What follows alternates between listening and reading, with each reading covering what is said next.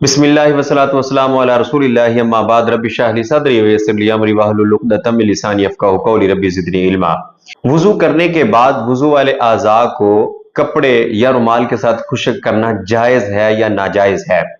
मेरे हाथ में शेखुल इस्लाम मोहम्मद बिन अब्दुल वहाब रहमतुल्लाहि तआला अलैह की किताब है ज़ादुल माद। इसका मुख्तसर तर्जुमा सऊदीया से शाया हुआ है। इस किताब में तीसरी फसल में रसूलुल्लाह सल्लल्लाहु अलैहि वसल्लम के वुज़ू का तरीका बयान करते करते लिखते हैं, वुज़ू के बाद आज़ा को खुश्क करने की भी आदत ना थी।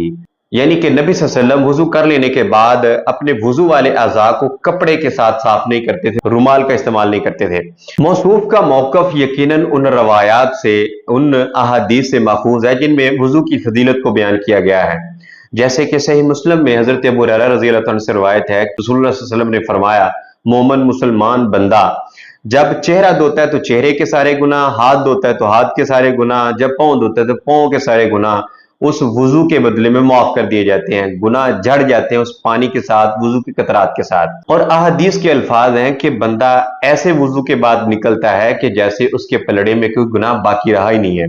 ये सगीरा गुनाहों की बात है, कबीरा गुनाहों की बात नहीं है। लेकिन ऐसी भी कोई बात नहीं है कि रसूलुल्लाह सल्लल्लाहु अलैहि वसल्लम ने कपड़ा इस्तेमाल ना किया हो।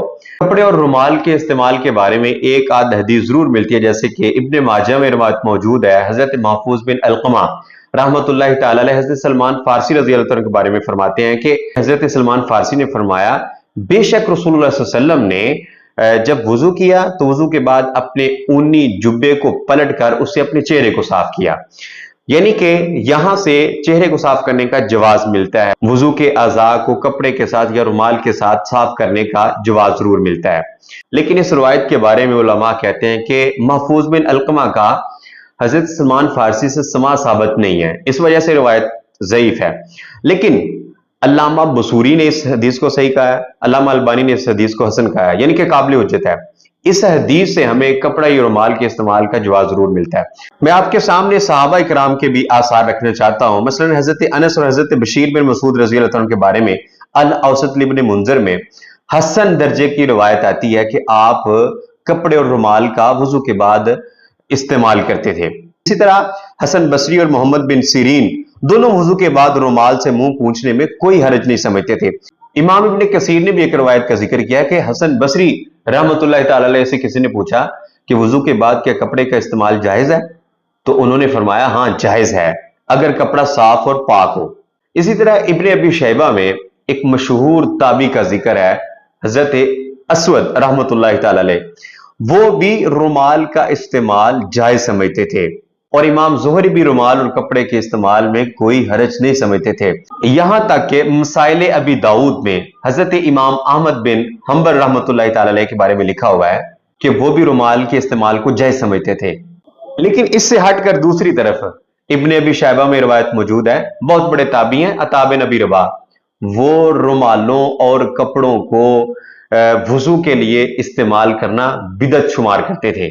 इसी तरह इब्राहिम नखी सईद बिन जुबैर रुमाल के इस्तेमाल को मकरूह समझते थे, यह भी रवायत इब्ने अबी शैबा में है।